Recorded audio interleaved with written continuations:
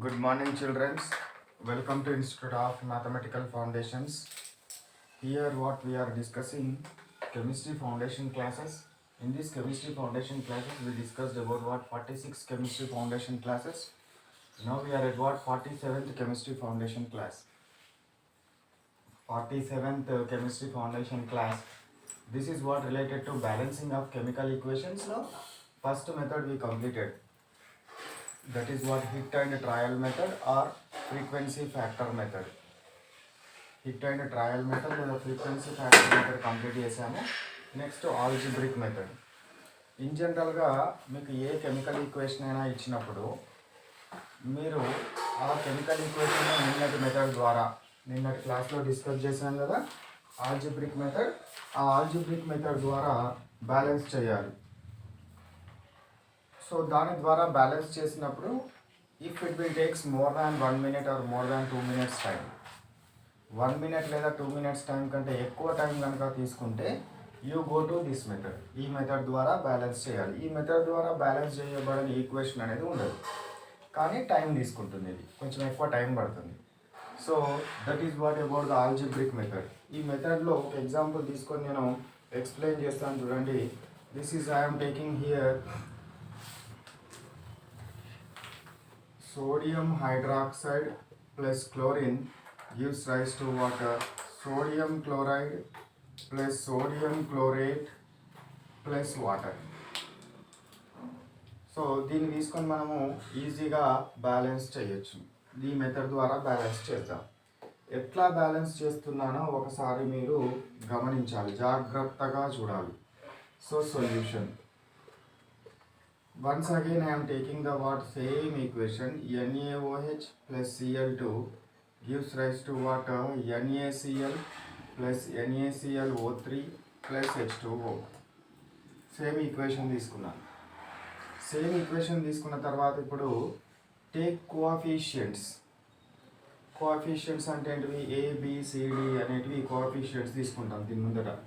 ఇప్పుడు ఏం చేయాలి? నెక్స్ట్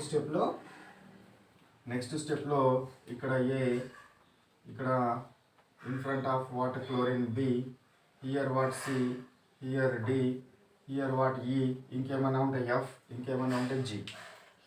అట్లాంటి కోఎఫిషియంట్ తీసుకోవాలి. ABCDE. ఇంకెక్కడ ఇది ఎన్ని ఉంటాయి? ఇక్కడ కూడా ఎన్ని ఉంటాయని ABC. ఇక్కడ నుంచి ఏ దగ్గర స్టార్ట్ చేయాలి. ఇటు 3 ఉన్నాయి అనుకో, ABC, ఇక్కడ D అవుతుంది. అట్లా ఎన్ని ఉంటాయి అన్ని వాటి ముందు ఈ కోఎఫిషియంట్స్ ఇవ్వాలి. ఫస్ట్ ఇచ్చిన ఈక్వేషన్ రాయాలి. First you write the given equation. After that what write ABCD coefficients in front of the molecules. Then compare atoms on both sides. ఇప్పుడు నేను సోడియం ఆటమ్స్ తీసుకున్నాను. రియాక్టెంట్ సైడ్ ఎన్ని ఉన్నవి, ప్రోడక్ట్ సైడ్ ఎన్ని ఉన్నావో compare చేయాలి. Reactant side ఏమున్నాయి? ఏం లేకపోతే 1 ఉన్నట్టు కదా. 1 into A ఉంది ఈజ్ ఈక్వల్ టు, ఇక్కడ product side 1 into C plus 1 into D. So A is equal to C plus D అని ఒక ఈక్వేషన్ వచ్చింది. నెక్స్ట్ ఆక్సిజన్స్ బ్యాలెన్స్ చేయండి, అంటే ఆక్సిజన్స్ కంపేర్ చేయండి. ఇటు సైడ్ ఏమున్నాయి? 1 into A is equal to, ఇక్కడ 3 into D 3D plus 1 into E. ఓకేనా? Oxygens balanced. ఆక్సిజన్స్ కంపేర్ చేస్తున్నాను. ఆక్సిజన్స్ తర్వాత హైడ్రోజన్స్ కంపేర్ చేయండి. ఇక్కడ ఏముంది? హైడ్రోజన్ 1 ఉంది కాబట్టి 1 into A ఏం లేకపోతే 1 ఉన్నదని అర్థం. దాని క్రింద ఏంటి? హైడ్రోజన్స్ కదా A. ఇక్కడ 2 into E 2E. ఓకేనా? So this is the second equation. This is what third equation. Next hydrogens తర్వాత క్లోరిన్స్ కంపేర్ చేయండి. ఇటు సైడ్ ఎన్ని క్లోరిన్స్ ఉన్నాయి? 2 into B 2B is equal. ఇటు సైడ్ ఎన్ని క్లోరిన్స్ ఉన్నాయి? 1 into C plus 1 into D 1 ఉంటుంది. 1 into D C plus D. This is the what fourth equation. అంటే మీరు కోఎఫిషియంట్స్ తీసుకొని ఆ కోఎఫిషియంట్స్ నువ్వు కంపేర్ చేయడం వల్ల, అంటే ఎలిమెంట్స్ని కంపేర్ చేయడం వల్ల you will get some equations. కొన్ని ఈక్వేషన్స్ మీకు రావడం జరుగుతుంది. కొన్ని ఏమవుతాయి, కొన్ని ఈక్వేషన్స్ మీకు వస్తాయి. ఇక ఈ ఈక్వేషన్స్ వచ్చిన తర్వాత ఇప్పుడు వీటిని సాల్వ్ చేయాలి. సాల్వ్ చేస్తే మీకు ఏమవుతాయి, ఏబిసిడి వాల్యూస్ వస్తాయి. ఎట్లా సాల్వ్ చేస్తామంటే ఒక చిన్న ట్రిక్. సాల్వ్ చేసే ముందు ఒక చిన్న ట్రిక్ ఏంటి అంటే, let A is equal to 10. A is equal to కాదు, మీ ఇష్టం, దేని ఈజ్ ఈక్వల్ టు అయినా 10 తీసుకోండి. నాకు 10 అవసరం లేదు అంటే మీ ఇష్టం ఉన్న ఏదైనా నంబర్ తీసుకోండి. 10 తీసుకోవడం వల్ల యూజ్ ఏంటి అంటే, మనం ఇంత తర్వాత చేసే క్యాలిక్యులేషన్స్లో 10 టేబుల్ అనేది అందరికి వచ్చు కాబట్టి ఈజీగా కట్ అవుతుంది. వేరే టేబుల్ తీసుకుంటే కొంచెం మీకు ఇబ్బంది అవుతుంది values. So A is equal to 10 తీసుకుంటే ఫ్రమ్ ఫస్ట్ ఈక్వేషన్ ఏమొస్తుంది నీకు, 10 is equal to C plus D వస్తుంది. This is what you can take what this is the fifth equation. So 10 is equal to C plus D వచ్చింది. ఓకేనా. Next, so 5 and 4 from 4 and 5 equations. ఇక్కడ C plus D బదులు ఎంత ఉంది, 10 ఉంది కదా, కాబట్టి 2b ఈజ్ ఈక్వల్ టు 10 అని రాయొచ్చు. 5 10 2 అటు సైడ్ పోతే ఏమవుతుంది, 2 5 10. So b is equal to 5. b is equal to 5 వచ్చింది.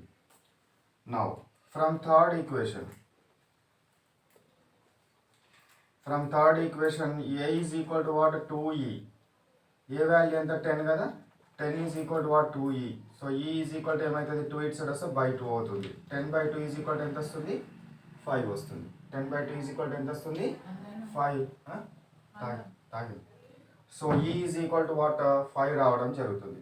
అయితే మీరు ఈ ఈక్వేషన్స్ని సాల్వ్ చేసేటప్పుడు ఏ ఈజ్ ఈక్వల్ టు 10 అనుకొని మొదటిసారి ఫస్ట్ ఈక్వేషన్ తీసుకొని తర్వాత సెకండ్, తర్వాత థర్డ్, తర్వాత ఫోర్త్ ఈక్వేషన్ తీసుకోవాలనే రూల్స్ ఏం లేవు. మీ ఇష్టమైన ఈక్వేషన్ తీసుకోవచ్చు. ఇష్టమైన ఈక్వేషన్ తీసుకొని మీరు అందులో సబ్స్టిట్యూట్ చేస్తే మీకు ఏదో ఒక దాని వాల్యూ బయటకు రావాలి. నాకు ఇప్పుడు ఇక్కడ వచ్చిన తర్వాత దీన్ని వేరే దగ్గర సబ్స్టిట్యూట్ చేస్తే నాకు ఏదో ఒక వాల్యూ బయటకు వచ్చింది. అట్లా బయటకు వచ్చే విధంగా మనం కాన్సన్ట్రేట్ చేయాలి. సో ఈ వాల్యూ వచ్చింది. ఇక్కడ from second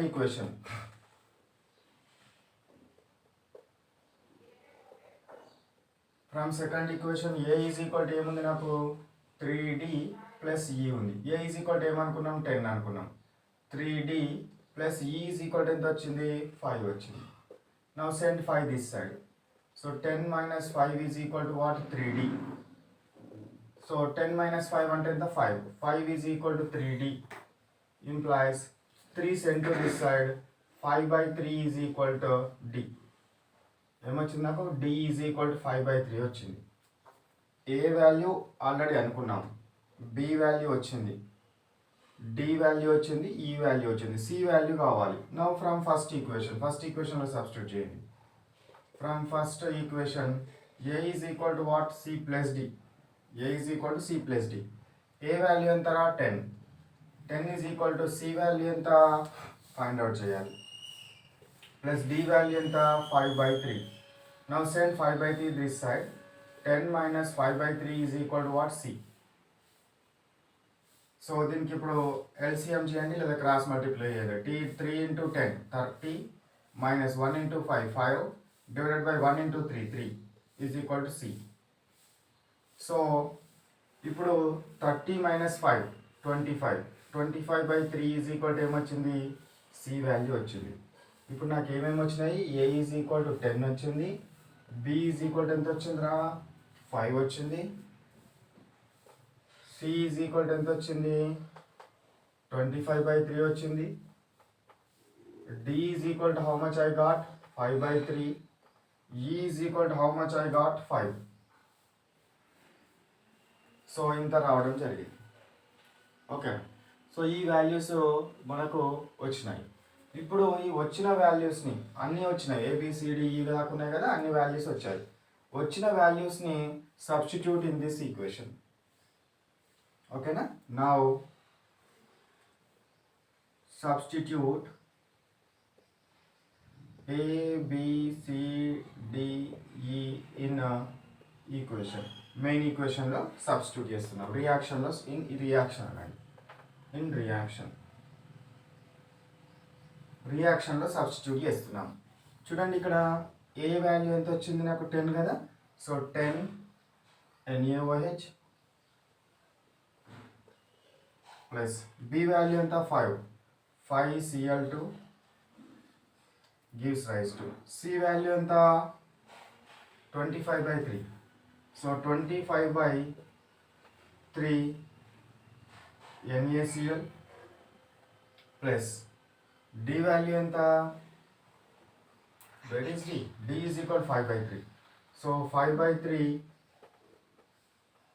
NaClO3 plus E value ఎంత 5H2O. E value ఎంత 5H2O. ఇప్పుడు మనకు ఫైనల్ బ్యాలెన్స్డ్ ఈక్వేషన్లో కింద ఫ్రాక్షన్లు ఉండద్దు, బైలో ఉండకూడదు. మనకి కోఎఫిషియంట్ ఏది ఉందో అది బైలో ఉండకూడదు, ఫ్రాక్షన్స్లో ఉండకూడదు. కాబట్టి సో టోటల్ 3/3/3 ఉంది కాబట్టి టోటల్ దీన్ని మొత్తాన్ని 3 చేత మల్టిప్లై చేస్తాం. సో ఇంటూ 3 చేత మల్టిప్లై చేస్తే ఏమొస్తుంది 30 NaOH plus 3 × 5 15 Cl2 gives rise to 3 × 25/3 అంటే 3 క్యాన్సిల్ అవుతుంది, 25 మిగులుతుంది. 25 NaCl ప్లస్ 3 × 5/3 అంటే 3 క్యాన్సిల్ అవుతుంది, 5 మిగులుతుంది. 5 NaClO3 ప్లస్ 3 తోటి 5ని మల్టిప్లై చేస్తే 15 H2O అది వచ్చింది. ఇది ఇప్పుడు బ్యాలెన్స్డ్ ఈక్వేషన్. కానీ ఈ కోఎఫిషియెంట్స్ ఏవైతే ఉన్నాయో ఇవి లీస్ట్ ఇంటిగ్రల్ మల్టిపుల్ రేషియోలో ఉండాలి. ఈ లాస్ట్ రెండు ఏంటివి, ఫస్ట్ ఏమో ఫ్రాక్షన్స్లో ఉండొద్దు, ఏ కోఎఫిషియెంట్ కూడా ఫ్రాక్షన్లో ఉండొద్దు. నెక్స్ట్ ఏంటిది final balanced equation least integral coefficients ఉండాలి. లీస్ట్ ఇంటిగ్రల్ కోఎఫిషియెంట్స్ ఉండాలంటే దాని అర్థం ఏంది, ఏం లేదు, అవి ఏమైనా టేబుల్ తోటి పోతే కట్ చేయాలి అంతే. ఇవి ఏమైనా టేబుల్ తోటి పోతే కట్ చేయాలి. ఇవన్నీ కూడా 5 టేబుల్స్ తోటి పోతాయి చూడండి, 5 టేబుల్ తోటి పోతాయి చూడండి. 5 1 జా, 5 5 జా, 5 3 జా, 5 6 జా, 5 3 జా. ఇప్పుడు రాయండి 6 NaOH plus 3 Cl2 gives rise to 5 NaCl plus NaClO3 plus 3H2O. Okay, ఇప్పుడు చూడండి ఇది మనకు ఫైనల్ బ్యాలెన్స్డ్ ఈక్వేషన్. ఈ ఫైనల్ బ్యాలెన్స్డ్ ఈక్వేషన్ వచ్చిన తర్వాత ఇందులో అన్ని కరెక్ట్గా వచ్చినాయా లేవా అనేది మళ్ళీ ఒకసారి చెక్ చేసుకోవాలి. This is the what final balanced equation. ఈ ఫైనల్ బ్యాలెన్స్డ్ ఈక్వేషన్లో చెక్ చేసుకోవాలి. 6 సోడియమ్స్ ఉన్నాయి, 5 sodiums plus 1 sodium, 6 sodiums. 6 oxygens ఉన్నవి, 3 oxygens plus 3 oxygens, 6 oxygens. 6 hydrogens ఉన్నవి, 3 2 జా 6 హైడ్రోజన్స్. క్లోరిన్స్ 3 2 జా 6 chlorines, 5 chlorine plus 1 chlorine, 6 chlorines. ఇట్లా మనము బ్యాలెన్స్ చేయడము జరుగుతుంది. This is the what about the algebraic method. దీన్ని ఏమంటాం మనము ఆల్జిబ్రిక్ మెథడ్లో బ్యాలెన్సింగ్ చేయడం అంటాం. అర్థమైందా ఆల్జిబ్రిక్ మెథడ్? దీన్ని బాగా ప్రాక్టీస్ చేయండి. సేమ్ ఇదే దాన్ని, ఇదే ప్రాబ్లమ్ని 2 times 3 times వేసుకొని మీరు ప్రాక్టీస్ చేయండి. ఓకేనా? ఒకసారి ఈ మెథడ్లో హైలైట్స్ ఏంటివి, ఫస్ట్ ఏ ఈక్వేషన్ అయితే ఇస్తుండో ఫస్ట్ ఇది డైరెక్ట్గా ఈ మెథడ్ని మనం ఎంప్లాయ్ చేస్తామా, ఈ మెథడ్ని ఉపయోగిస్తామా, ఈ మెథడ్ని ఉపయోగించము. First hit and trial method తోటి, అంటే నిన్న చెప్పిన మెథడ్ తోటి బ్యాలెన్స్ చేసిన తర్వాత అది 1 minute బ్యాలెన్స్ కావాలి. 1 minute బ్యాలెన్స్ కాకపోతే we come to this method. ఈ మెథడ్ కావాలి. ఈ method it will takes 5 minutes of time. మొత్తం స్పీడ్గా చేస్తే 5 minutes పడుతుంది. సో కాబట్టి అక్కడ 1 minute కాలేదు అంటే దానికి ఇంకా టైం వేస్ట్ చేసుకోవద్దు. ఈ మెథడ్ ద్వారా బ్యాలెన్స్ కానీ ఈక్వేషన్ అనేది ఉండదు. Every equation is balanced with this method except ionic equations. So అన్ని ఈక్వేషన్స్ కూడా ఈ మెథడ్ ద్వారా బ్యాలెన్స్ అవుతాయి కాబట్టి ఈ మెథడ్ని మనకు చాలా యూస్ఫుల్ మెథడ్. ఈ మెథడ్లో పాయింట్స్ ఏంటివి, ఫస్ట్ ఇచ్చిన ఈక్వేషన్ ఏదైతే ఉంటుందో దాన్ని ఇచ్చినట్టుగా రాయాలి. రాసిన తర్వాత వీటి ముందు ఈ రియాక్టెంట్స్ ప్రోడక్ట్స్ ఉన్నాయి కదా, వాటి ముందు ABCDEFGH ఎన్ని ఉంటే అన్ని అనుకుంటా పెట్టుకుంటూ వెళ్ళాలి. ఒకదాని ఎవ్రీ మాలిక్యూల్ ముందు ఈ విధంగా ABCDEFGHIJKLM ఎన్ని ఉంటే అన్ని పెట్టుకోవాలి. పెట్టుకున్న తర్వాత బోత్ సైడ్స్ యాటమ్స్ని కంపేర్ చేయాలి. రెండు వైపులా యాటమ్స్ని కంపేర్ చేయాలి. కంపేర్ చేస్తే నీకు ఈక్వేషన్స్ వస్తాయి. కంపేర్ చేస్తే మీకు ఏమవుతుంది, ఈక్వేషన్స్ వస్తాయి. ఇక్కడ గివ్స్ రైస్ టు బదులు ఈజ్ ఈక్వల్ టు అని పెట్టుకోవాలి. అప్పుడు నీకు ఈక్వేషన్స్ వస్తాయి. ఆ ఈక్వేషన్స్ వచ్చిన తర్వాత ఆ ఈక్వేషన్స్ని సాల్వ్ చేస్తే you will get what A B C D E values. ఈక్వేషన్స్ని సాల్వ్ చేస్తే నీకు కోఎఫిషియెంట్స్ యొక్క వాల్యూస్ వస్తాయి. ఈక్వేషన్స్ని సాల్వ్ చేస్తే నీకు ఏమొస్తుంది, కోఎఫిషియెంట్స్ యొక్క వాల్యూస్ రావడం జరుగుతుంది. అప్పుడు అందులోపల కోఎఫిషియెంట్స్ వాల్యూస్ లోపల అంటే ఏ ఈజ్ ఈక్వల్ టు 10 అనుకొని సాల్వ్ చేయండి. Let A is equal to 10. 10 ఎందుకు తీసుకున్నానంటే నాకు ఈజీగా కట్ కావడం కోసం 10 తీసుకున్నాను. ఏ ఈజ్ ఈక్వల్ టు 10 తీసుకోవాలా ప్రతిసారి, యాజ్ యువర్ విష్, నీ ఇష్టం. దేని ఈజ్ ఈక్వల్ టు అని 10 తీసుకో. తీసుకుంటే నీకు ఇందులో ఫస్ట్ ఈక్వేషన్ ఫస్ట్ తీసుకోవాలా, లేదు, యాజ్ యువర్ విష్. నీకు ఏ ఈక్వేషన్ తీసుకుంటే ఏదో ఒక వాల్యూ బయటకు వచ్చేటట్టు చూడాలి. ఈ ఈక్వేషన్ ఫస్ట్ తీసుకోవచ్చు. 10 ఉంది కాబట్టి ఏ ఈజ్ ఈక్వల్ టు 10 సబ్స్టిట్యూట్ చేస్తే ఈ వాల్యూ వస్తుంది. అట్లా అట్లా ఏదో ఒకటి వాల్యూ బయటకు వచ్చే విధంగా మీరు ఈక్వేషన్స్ని తీసుకోవాలి. తీసుకొని మీరు వాటిని సాల్వ్ చేస్తే సొల్యూషన్స్ అన్నీ వస్తాయి. అప్పుడు కోఎఫిషియంట్ వాల్యూస్ వస్తాయి. వచ్చిన తర్వాత మెయిన్ ఈక్వేషన్లో సబ్స్టిట్యూట్ చేస్తే, ఈ ఈక్వేషన్లో సబ్స్టిట్యూట్ చేస్తే మీకు బ్యాలెన్స్డ్ ఈక్వేషన్ వస్తుంది. కానీ బ్యాలెన్స్డ్ ఈక్వేషన్ యొక్క రూల్స్ ప్రకారం ఏంటి అంటే ఫ్రాక్షన్స్ ఉండద్దు. ఇక్కడ బై 3 ఉన్నది, ఒక దగ్గర బై 2 ఉందో, దగ్గర బై 3 ఉంది అనుకోండి. అప్పుడు ఏం చేస్తారు మీరు, 2 3 6, 6 తోటి దీన్ని ఏం చేయాలి, మల్టిప్లై చేయాలి. ఒక దగ్గర 3 ఉంది, ఒక దగ్గర 12 ఉంది. అప్పుడు ఏం చేయాలి, 3కి 12కి ఎల్సిఎం తీయాలి. 3 12 ఎల్సిఎం తీసి ఎల్సిఎం తోటి మల్టిప్లై చేయాలి. లీస్ట్ కామన్ మల్టిపుల్ ఎల్సిఎం తోటి మల్టిప్లై చేసిన తర్వాత మళ్ళీ ఈ ఈక్వేషన్ వస్తుంది. ఆ ఈక్వేషన్ బ్యాలెన్స్డ్ ఈక్వేషన్ అంటే బ్యాలెన్స్డ్ ఈక్వేషనే, కానీ బ్యాలెన్స్డ్ ఈక్వేషన్ రూల్స్ ప్రకారం ఏమిటి అని అంటే ఈ కోఎఫిషియంట్స్ ఏవైతే ఉన్నాయో అవి లీస్ట్ ఇంటిగ్రల్ మల్టిపుల్ రేషియోలో ఉండాలి. లీస్ట్ ఇంటిగ్రల్ మల్టిపుల్ రేషియోలో రావడం కోసం ఏం చేయాలి, అవి ఏవైనా టేబుల్ తోటి కట్ అయితే కట్ చేయాలి. So this is the what about the algebraic మెథడ్కి సంబంధించిన కాన్సెప్ట్.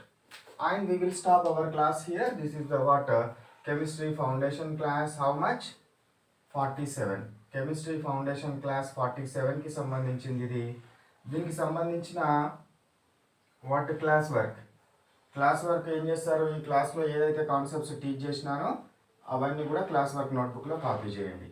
దీని తర్వాత కాన్సెప్చువల్ అండర్స్టాండింగ్ క్వశ్చన్స్, అంటే ఈ కాన్సెప్ట్ మీకు ఈజీగా అర్థం అవడం కోసము ఎట్లాంటి క్వశ్చన్స్ అండ్ ఆన్సర్స్ అవసరం అంటే ఇదంతా మీరు విన్నారు కదా. విన్న తర్వాత ఇదంతా మీ మైండ్లోకి ఎంత పర్సంటేజ్ ఎక్కింది అనేది కొంచెం అసెస్ చేయడం కష్టం. అంటే నేను అసెస్ చేయాలంటే ఏం చేయాలి, I will put some questions to you. So based on the answers which were given by you on that concept or on that point I can decide how much percentage you can gained. నేను మిమ్మల్ని కొన్ని questions వేసి ఆ క్వశ్చన్స్కి answers చెప్తే మీరు ఏం చేయొచ్చు, ఆన్సర్స్ నాకు చెప్పడాన్ని బట్టి నేను ఎంత పర్సంటేజ్ వచ్చిందని అసెస్ చేయొచ్చు. కానీ మీరు ఎక్కడ ఉన్నారు, నేను ఎక్కడ ఉన్నాను. కాబట్టి నేను ఆల్రెడీ క్వశ్చన్స్ నేను ఇస్తే ఈ క్వశ్చన్స్ను మిమ్మల్ని మీ పేరెంట్స్ కానీ మీ సిబ్లింగ్స్ కానీ లేదా మీ టీచర్ కానీ అడిగింది అనుకోండి, if you gave all answers to all questions, then you got knowledge upon this concept. ఈ కాన్సెప్చువల్ అండర్స్టాండింగ్ క్వశ్చన్స్ అని నేర్వాలి. ఇవి నేర్చిన తర్వాత నెక్స్ట్ ఏం చేయాలి, హోంవర్క్ చేయాలి. అంటే ఇట్లాంటి problems I will give you homework, ఇట్లాంటివి కొన్ని ఇస్తాను, వాటిని మీరు సాల్వ్ చేయాలి. హోంవర్క్ తర్వాత నెక్స్ట్ ఎగ్జామ్, ఇట్లాంటివే మళ్ళీ కొన్ని క్వశ్చన్స్ ఇస్తాను, వాటిని మీరు ఎగ్జాము రాయాలి. ఓకేనా. సో ఎవరైతే ఇవి కావాలనుకుంటున్నారో వాళ్ళు ఏం చేయాలి, ఆ నెంబర్కి వాట్సాప్ చేయండి, sir kindly send me chemistry foundation class 47 material అంటే the institute fellows send to you. వాళ్ళు మీకు ఏం చేయడం జరుగుతుంది, పంపించడం జరుగుతుంది. సో ఇది మనకు about the chemistry foundation class 47. ఓకేనా, right. Bye bye, have a nice day.